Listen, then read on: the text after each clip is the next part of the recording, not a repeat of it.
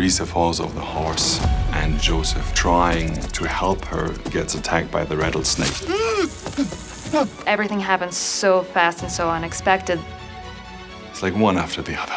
It's the first time they come very close to death in the way that they did not expect. She drinks but can't keep the water.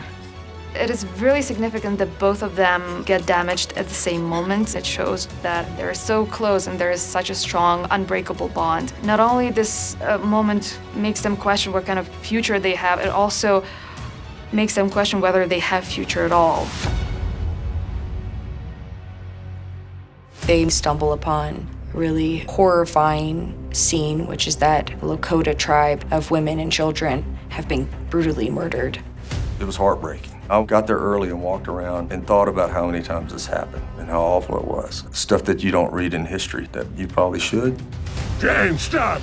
The threat that evolved out of that scene was the fact that we mixed our hoof prints up with the killers that came in and wiped out the camp. Anyone who passes here gonna think we did it. Even as a character, even in the middle of it, it gave me chill bumps to realize what the consequences of that were. We gotta run them down, or the whole world's gonna think we did it. In order to mitigate this, James, Shay, Thomas leave to hunt down the Lakota tribe's killers.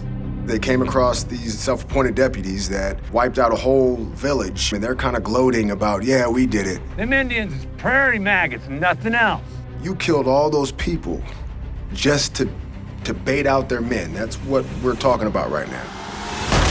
He heard all he needed to hear. Thomas has his code of right and wrong. There's no gray area there. Them folks wasn't the thieves. You the thief. You gonna die for it. We're heavy-handed on them. We've wiped them out. Margaret and Elsa are left to their own devices with the other pioneers. The Lakota warriors, of course, come back and they find their family and seek revenge. They're after them because they're in so much grief, the greatest grief one can feel. It was an amazing thing to film because it felt so real. They were hauling ass towards our wagon and all of us are ready to just fire and protect whatever we have left. Get out! Come on! Elsa's trying to save our life, so she splits off. Elsa attempts to steer the Lakota warriors away from her family. She is hit and awakens under a wagon that is aflame. She wakes up, walks out, sees the horror, tries to run away, and faces Lakota warrior. And she's not gonna die without a fight. Despite that, she faces the other Lakota warriors and fights them, because she's a warrior.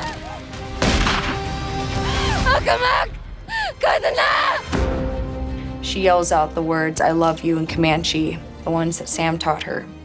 It's because of Sam and his culture that she's been invited into that she's spared.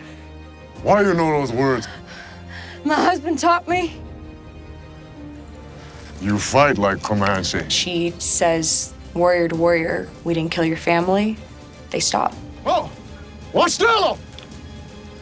She's left with a questionable fate, which is there's an arrow protruding out of her stomach. I see my daughter. I see Elsa with an arrow through her. I think she refuses to comprehend what this means. Oh, honey. We're riding back, and then we see 30 Lakota warriors, and I just take off right at them. What a surreal moment. I ride in, and they surround me. I'm looking around going, oh my gosh, can you imagine being in this situation? Can you imagine what they're thinking? Do I still have a family? I don't know which is your family. Do I still have a daughter? Do I? And the miscommunication, it's heartbreaking and devastating and scary all at the same time. And we're fighting today. It was a pretty powerful scene.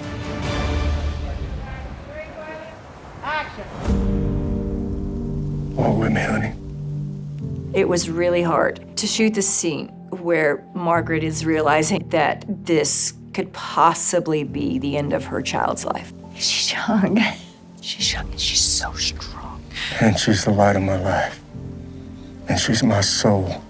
You know, I'm a dad with 3 daughters. I'm reading this, and I could barely get through it without just falling apart. She's gonna die. How fucking dare you? Obviously, I know, but I just won't accept it. Even as smart as Margaret is, and James is fighting it too, you know, he is definitely the one that says, this is happening. And if we don't accept it now, she'll die in some fort. So we will lie to her. And we will let her look at this world with those big draper eyes till they can't see anymore. Our family is going to be split half in two. I'm speaking about this like this has actually happened in my life, but I do feel that way because that's how invested all of us are. It saved all the pain for today. Now, the day after is always worse. What about the next day? Next day's a mystery. They decide to continue on to a nearby fort, and we're gonna find out what's gonna happen.